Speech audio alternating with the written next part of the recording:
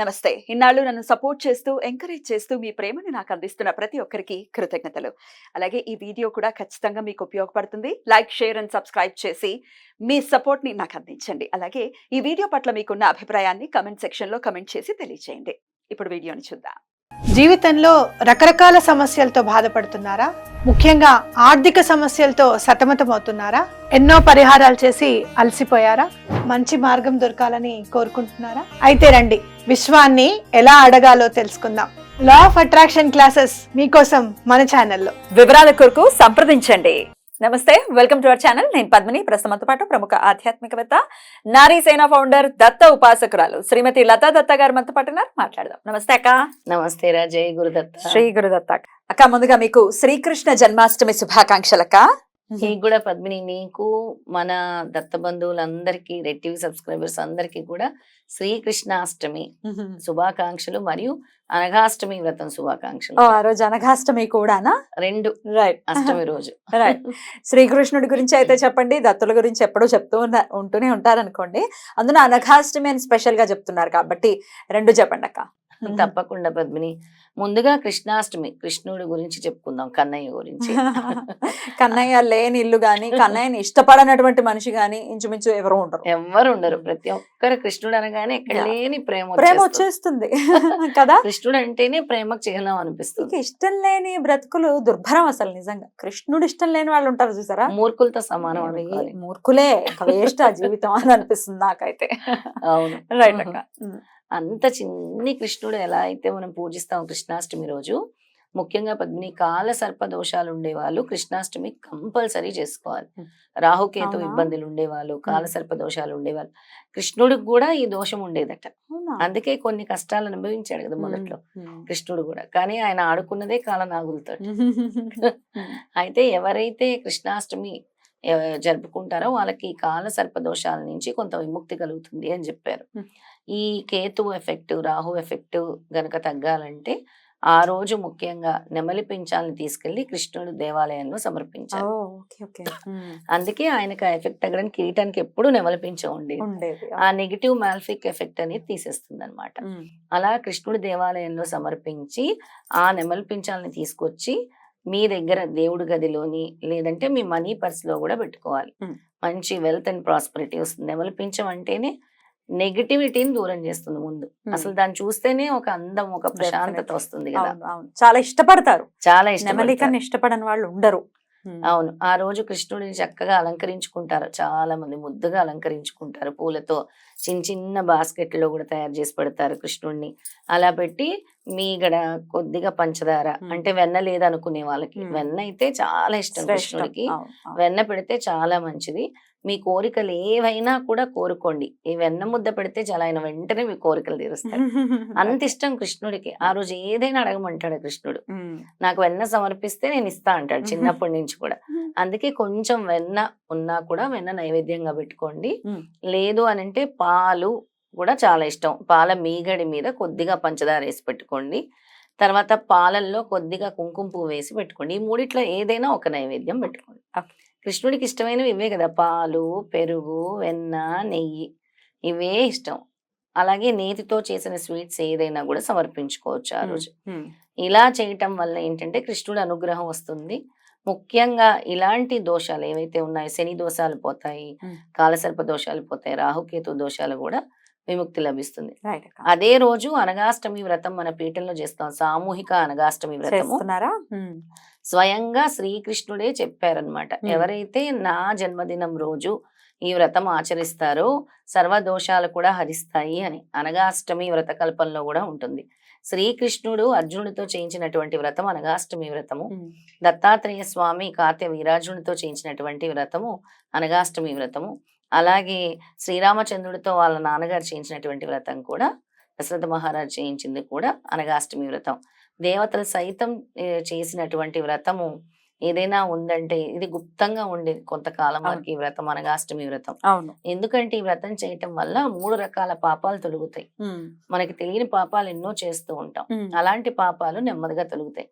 ఏదైనా కామ్యాలు ఉంటే ఒకటి సంకల్పించుకొని నెరవేరాలనుకుంటే 5 సార్లు అనగాష్టమి వ్రతం చేస్తే ఉమ్, తప్పకుండా నెరవేరుతుంది. ఉమ్. ఒక్కసారికే కొంతమందికి రిజల్ట్ వస్తుంది, 5 సార్లు చేసిన వాళ్ళకి అద్భుతమైన రిజల్ట్ వస్తుంది. ఇంకా కోరిక ఏదైనా ధర్మబద్ధమైంది ఏదైనా ధర్మబద్ధమైన ఏ కోరికైనా ఖచ్చితంగా తీరుతుంది.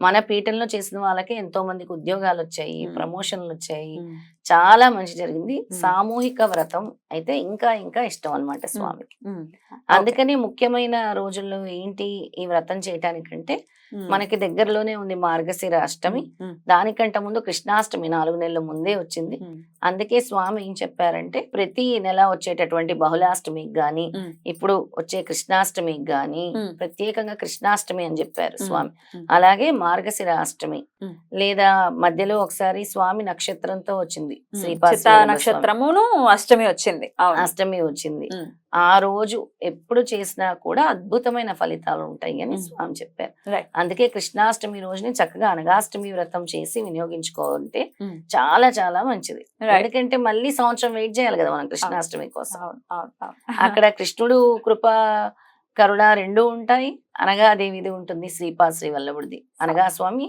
అనగా లక్ష్మిది. 5 నెలలు చేయాలి అని అంటున్నారు కాబట్టి ఇప్పుడు ఎలాగో శ్రావణ మాసం ఒకవేళ ఇప్పుడు కనుక స్టార్ట్ చేసుకుంటే శ్రావణం, భాద్రపదం, ఆశ్వయుజం, మార్గశీర్షం, పుష్యం పుష్యం వరకు పుష్యం వరకు చక్కగా 5 నెలలు కంప్లీట్ అయిపోతుంది. వాళ్ళ కోరిక కామ్యం కూడా తీరుతుంది. ఇది ఉమ్, వాళ్ళే ఉమ్, చెప్తారు మనకి, ఉమ్, ఉమ్. మనం ఏదో చెప్పటం కాదు. ఉమ్, ఈ వ్రతానికి అంత ప్రాచుర్యము ఉంది, అంత శక్తివంతమైన వ్రతం ఇది. ఉమ్, ఉమ్. స్వయంగా దత్తాత్రేయ స్వామి చెప్పారు కాబట్టి ఈ Right. వ్రతం గురించి. Right, right. అద్భుతం అక్క. చాలా అంటే చాలా మంది చెప్పగా విన్నాం అనఘాష్టమి. నాకైతే పర్సనల్ ఎక్స్పీరియన్స్ ఇప్పటిదాకా స్వామి అనుగ్రహాన్ని కలిగించలేదు, కానీ 2 years బ్యాక్ నుంచి కూడా కంటిన్యూస్ గా వింటూ ఉన్నాం. అనఘాష్టమి అంత పవర్ఫుల్ వ్రతం ఇంకొకటి లేదు అని అంటే అతిశయోక్తి లేదు. అష్టసిద్ధులు వస్తాయి, Yeah, గర్భిణి, అనిమ, లగిమ, ఉమ్, ప్రాకామ్య, గరిమ. ఇవన్నీ గరిమ, ప్రాకామ్య, అష్టసిద్ధులు, అష్టలక్ష్మిలు రావటానికి ఉమ్, అనగాష్టమి. అసలు అష్టసిద్ధుల్ని పెట్టి మధ్యలో అనగా స్వామిని అనగా లక్ష్మిని పెట్టి చేస్తాం కదా. 5 కథలు ఉంటాయి. 5 కథలు కూడా ఒకటి బ్రహ్మదేవుడిది, ఒకటి కాతవీరాజుడిది, అలాగే శ్రీకృష్ణుడు చెప్పింది, ఇవన్నీ కూడా ఉంటాయి కథలు. ఓ సత్యనారాయణ స్వామి వ్రతంలానే కథలు 5 కథలు 5 కథలు ఉంటాయి ఇందులో. చాలా బాగుంటుంది అనగాష్టమి వ్రతం. రైట్, చేస్తూ ఉంటే చాలా చక్కగా ఉంటుంది. Right. అలాగే ఆ కృష్ణాష్టమితో కలిసి వస్తుంది కాబట్టి చాలా అత్యద్భుతంగా ఉంటుంది. ఎప్పుడక్క పొద్దున మన పీఠంలో ఎప్పుడు జరుగుతుంది ఒకసారి ఆ కార్యక్రమం గురించి చెప్పండి. ఉదయాన్నే జరుగుతుంది మన మ్మ్. శ్రీపాద దత్తపీఠంలో. మ్మ్. నిజాంపేటలో తెలుసు కదా, మ్మ్. మార్నింగ్ 10 o'clock మొదలవుతుంది వ్రతము. మ్మ్. 12 వరకు అయిపోతుంది. తర్వాత మధ్యాహ్న హారతి, లంచ్, మ్మ్. అన్నప్రసాదం కూడా ఉంటుంది ఉంటుంది. స్వామి. చేసుకొని వెళ్ళొచ్చు. కృష్ణాష్టమి కూడా చేస్తాం ఆ రోజు. లేదు మేము ఇంట్లోనే చేసుకోవాలని అనుకుంటే ఇంట్లో కూడా ఇంట్లో చేసుకోవచ్చు. చేసుకునే వాళ్ళకి ఒక ఉపాయం ఉంది. మేము ఈ వ్రతాలు అవి చేయలేము అని మ్మ్. చాలా మంది బాధపడుతూ ఉంటారు. మాకు ఇంట్లో పర్మిషన్ లేదు, మా వారు ఒప్పుకోవట్లేదు, నాకు కుదరటం లేదు, అడ్డొచ్చింది అనుకునే వాళ్ళందరూ కూడా నేను ఇదివరకు కూడా చెప్పాను, చక్కగా అష్టమి రోజు కూర్చొని అనగా లక్ష్మి వర్ణన 43వ అధ్యాయం శ్రీపాద శ్రీవల్లభ చరితామృతంలో, ఈ శ్రీపాద శ్రీవల్లభ చరితామృతంలో 43వ అధ్యాయం. ఎందుకంటే శ్రీపాదుడు స్వయంగా ఆయనే అనుగుడు అని చెప్పాడు. నేను అసలు ఎలా దీన్ని పెట్టానో కూడా నువ్వు చూడు, పద్మిని, ఆశ్చర్యపోతావు, అంత డీటెయిల్డ్ గా చెప్పారు. ఏం చెప్పారంటే, మీరు మొత్తం ఇట్లా నోట్ చేసి నోట్ చేసి పెట్టుకుంటాను, అండర్లైన్ చేసి పెట్టేసుకున్నారు. ఇది ఒక్క అధ్యాయం చదివితే ఆయన ఏమిస్తున్నారంటే ఫలితము, ఈ అనగాదేవి యొక్క రూపము లక్ష్మీదేవి, ఆమెలో రాజరాజేశ్వరి లక్షణాలు, మహాలక్ష్మి, మహాకాళి, మహాసరస్వతి లక్షణాలు నిండుగా ఉన్నవి. శ్రీ అనుగుని యొక్క రూపము విష్ణువు, ఆయనలో పరమేశ్వరుని లక్షణాలు, త్రిమూర్తుల లక్షణాలు నిండుగా ఉన్నవి. కావున శ్రీ అనగాదేవి సమేత అనగని ఆరాధించుట సర్వశ్రేయోదాయకము. అనగాష్టమి వ్రతము దత్తభక్తులు విధిగా ఆచరింపవలసిన వ్రతము. ఈ వ్రతము ఆచరించడం వలన సర్వశుభములు పొందు వీలగును అని స్వామి చెప్పారు. అలాగే ఏం చెప్పారంటే, దీనివల్ల శుభ ఫలములు శీఘ్రముగా లభించును. దత్తుడు సర్వదేవతా స్వరూపుడును, అవతార సమాప్తి లేని మహా అవతారమైన కారణమున ఇది సులభ సాధ్యమై ఉన్నది అని స్వామి చెప్పారు. ఇది నేను చెప్పింది ఏం కాదు, స్వామి చెప్పింది. Yeah. ఈ అధ్యాయాన్ని కూడా చక్కగా పారాయణం చేసుకోవచ్చు. ఈ అధ్యాయం 43వ 43వ అధ్యాయం ఒకసారి అక్క. అయితే ఈ పుస్తకం మామూలుగా దొరుకుతుంది అక్క, శ్రీపాద శ్రీవల్లభ ఇప్పుడు చరితామృతం? అమెజాన్ లో కూడా దొరుకుతుంది, కానీ మనకి Hmm. దీన్ని మాత్రం మనం పిఠాపురంలోనే కొనుక్కున్నాం. అక్కడ పిఠాపురంలో దొరుకుతుంది. దొరుకుతుంది. వేరే లాంగ్వేజెస్ లో కూడా దొరుకుతాయి? ఇంగ్లీష్ లో కూడా దొరుకుతుంది. ఇంగ్లీష్ లో కూడా దొరుకుతుంది, ఇంగ్లీష్ లో, హిందీలో, హిందీలో కూడా. కన్నడలో, అన్ని లాంగ్వేజెస్ లో కూడా అసలు దొరుకుతుంది. ఉత్తరాదిలో అయితే స్వామిని వదలరు కదా, అస్సలు మహారాష్ట్ర మొన్న వాళ్ళు అయితే గాని. రాఖీ పౌర్ణమికి అంతా మహారాష్ట్ర వాళ్ళతో నిండిపోయింది. అబ్బబ్బబ్బబ్బ. పిఠాపురం మొత్తం నిండిపోయింది. ఏమిటి అసలు మనం వెళ్ళం కానీ వాళ్ళు మాత్రం పరిగెట్టుకుంటూ వస్తున్నారు, అంతే కదా.